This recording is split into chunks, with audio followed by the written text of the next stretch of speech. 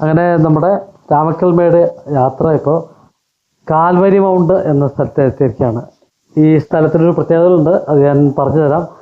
അപ്പോൾ Calvary mount ആ മോഡിലേക്ക്, മലയുടെ മോഡിലേക്ക് കയറുന്നതിനുള്ള ആ ഒരു വഴിയാണ് ഞാനിപ്പോൾ ആദ്യം കാണിച്ചു തന്നത്.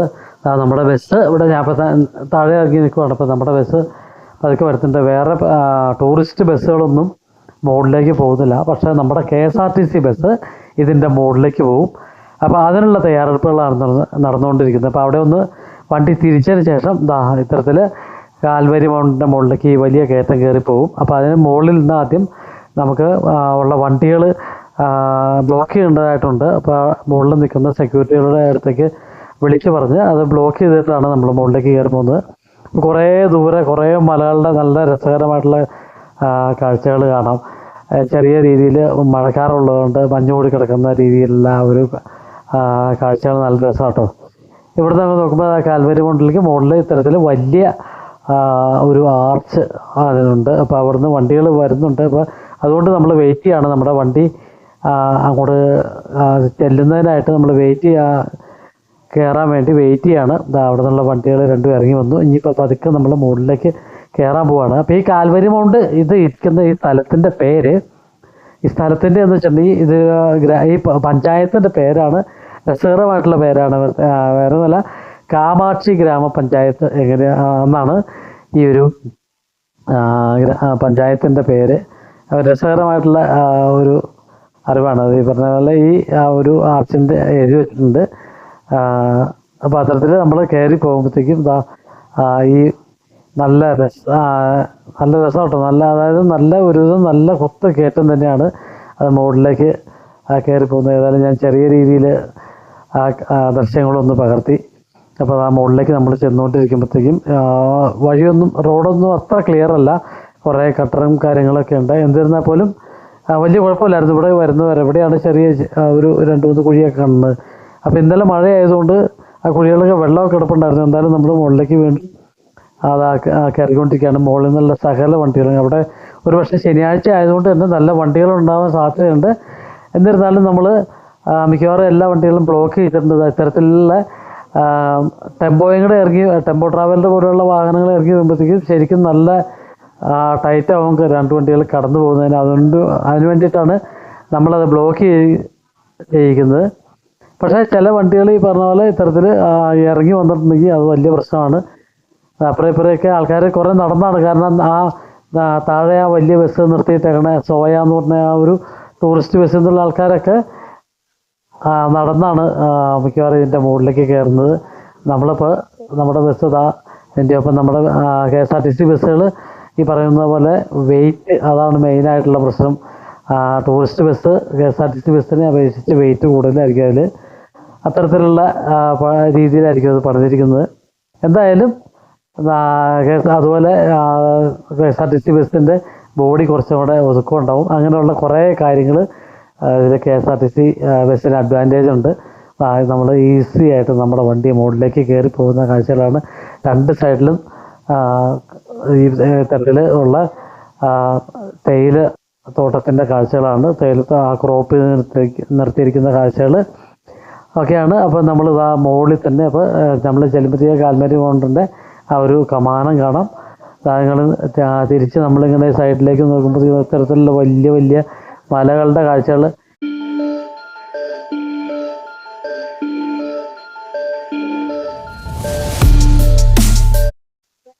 അതേപോലെ ഏതായാലും നമ്മൾ മുകളിലേക്ക് കയറി ചെല്ലുമ്പോൾ അങ്ങ് ദൂരെയായിട്ട് കുറേ ഹോട്ടലുകളുടെ കാഴ്ചകളുണ്ടോ ആദ്യം തന്നെ കാണുന്നത്.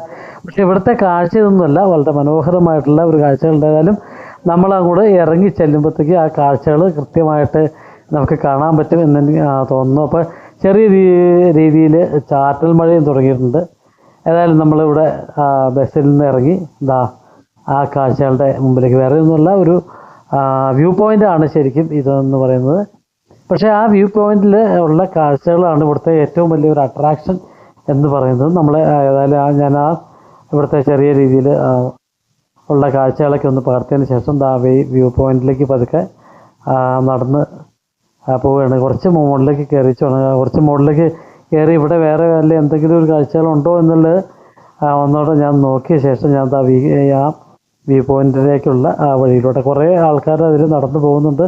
ഇത്തരത്തിൽ മഴ ചെറിയ രീതിയിൽ ചാറുന്നുണ്ട്. അപ്പോൾ ഒരു ശനിയാഴ്ച ആയതുകൊണ്ട് തന്നെ ഈ പറഞ്ഞ പോലെ നല്ല തിരക്ക്, പ്രത്യേകിച്ചും ഓണം കഴിഞ്ഞുള്ള ആ ദിവസം കൂടി ആയതുകൊണ്ട് നല്ല രീതിയിലുള്ള തിരക്കുണ്ട്. എന്നുവെച്ചാൽ അത്ര വലിയ ഇടിയും കാര്യങ്ങളൊന്നുമില്ല. രണ്ട് സൈഡിൽ ഈ തരത്തിൽ ഒരു പാർക്ക് പോലെയൊക്കെ വെട്ടി നിർത്തി കുറേ ലാൻഡ്സ്കേപ്പൊക്കെ ചെയ്ത് വെച്ച ഒരു സ്ഥലത്തേക്കാണ് നമ്മൾ ഈ ഒരു വ്യൂ പോയിൻറ്റിലേക്ക് ചെല്ലുന്നത്. ആ വ്യൂ പോയിൻറ്റ് ശരിക്കും ഇത്തരത്തിൽ ഇവിടെയൊക്കെ നല്ല അതിമനോഹരമായിട്ടുള്ള സംഭവങ്ങൾ തന്നെ വെട്ടി നിർത്തിയിട്ടുള്ളൂ. അത് എല്ലാം വരുമ്പോഴത്തേക്കും നല്ല രസമായിരിക്കും. ഇതാണ് നമ്മൾ കാണുന്ന ഇവിടുത്തെ ഏറ്റവും വലിയ ആകർഷണം എന്ന് ഞാൻ പറഞ്ഞത്, പ്രത്യേകത എന്ന് ഞാൻ പറഞ്ഞത്. താഴെ ഒരു നല്ല അതിഗംഭീരമായിട്ടുള്ള തടാകം. ഈ തടാകം എന്താണ് എന്ന് ഈ കാണുന്ന താഴെ നമ്മൾ കാണുന്ന ആ ഒരു വെള്ളം എന്തോരം വലിയ ദൂരത്തിൽ വെള്ളം ഇങ്ങനെ ഒരു വലിയൊരു തടാകമാണ് കാണുന്നത്. ശരിക്കും ഇതെന്താണെന്ന് ആരെങ്കിലും ചിന്തിച്ചിട്ടുണ്ടോ? ശരിക്കും എന്തിൻ്റെ ആയിരിക്കും എന്ന് ആർക്കെങ്കിലും ഒരു ഊഹമുണ്ടോ? ഇല്ലെങ്കിൽ ശരിക്കും നമ്മൾ നമ്മുടെ ദൈനംദിന ജീവിതത്തിൽ തന്നെ ഈ ഒരു വെള്ളം പരോക്ഷമായിട്ട് നമ്മളെ സഹായിക്കുന്നുണ്ട് എന്ന് തന്നെ വേണം പറയാൻ. വേറെ ഒന്നുമല്ല, നമ്മുടെ ഇടുക്കി ഡാമിൻ്റെ ക്യാച്ച്മെൻ്റ് ഏരിയയാണ് ഈ കാണുന്നത്. അത് ഇടുക്കി ഡാമിലെ വെള്ളമാണ് ആ കിടക്കുന്നത്. അത്രയും പെരിയാറിൻ്റെ കാഴ്ചകളാണ്, വേറെ ഒന്നുമല്ല, പ്രത്യേകിച്ച് തടാകമൊന്നുമല്ല, നമ്മുടെ സ്വന്തം പെരിയാർ, കേരളത്തിലെ ഏറ്റവും വലിയ നദിയായിട്ടുള്ള പെരിയാറിൻ്റെ കാഴ്ചകളാണ്. ഈ മനോഹര കാഴ്ചകൾ അത്ര അതിമനോഹരമാണ്. കാര്യം ചെറിയൊരു മഴക്കാറും ചെറിയൊരു മൂടൽ മഞ്ഞൊക്കെ ഉണ്ടെങ്കിലും പക്ഷേ ഈ ഒരു കാഴ്ച വളരെ, ഈ ഒരു ജലാശയത്തിൻ്റെ കാഴ്ച വളരെ രസകരവും വളരെ സുന്ദരമായിട്ടുള്ള കാഴ്ചകളാണ്. ഇതൊരിക്കലും നമ്മൾ മിസ്സാക്കരുത്. ഇതുവഴി, അതായത് കട്ടപ്പനയ്ക്ക് പോകുന്ന വഴി നമുക്ക് റൈറ്റ് സൈഡിലായിട്ട് ഇത്തരത്തിൽ കാൽമരി മൗണ്ടിൻ്റെ കാഴ്ചകൾ കാണാം. ഏതായാലും ഞാനൊരു സെൽഫി വീഡിയോ എടുത്തു. പക്ഷേ അതിൽ കൂടുതലായിട്ട് ഞാൻ ഈ പറയുന്നതൊന്നും പറയുന്നില്ല. ഈ പറഞ്ഞ പോലെ അത്തരത്തിൽ ആ സ്ഥലത്തിൻ്റെ, അത് താഴെ കാണുന്ന ആ വെള്ളത്തിൻ്റെ ഒക്കെ ഒരു പെരിയാർ നദിയുടെ ഒക്കെ കുറേ കാഴ്ചകളിലേക്ക് മാത്രമാണ് ഞാനിപ്പോൾ പോകുന്നത്.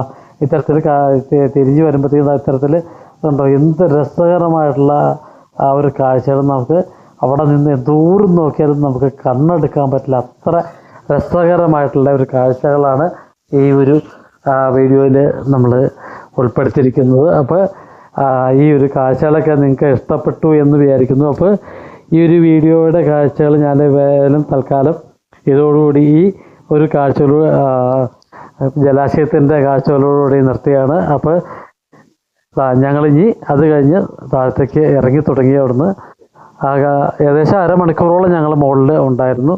അത് കഴിഞ്ഞ് നമ്മുടെ ബസ് പതുക്കെ താഴത്തേക്ക് ഇറങ്ങി വന്നു തുടങ്ങിയിട്ടുണ്ട്. അപ്പോൾ തൽക്കാലം ഈ വീഡിയോയിൽ നിന്ന് നിർത്തുന്നു. Good bye.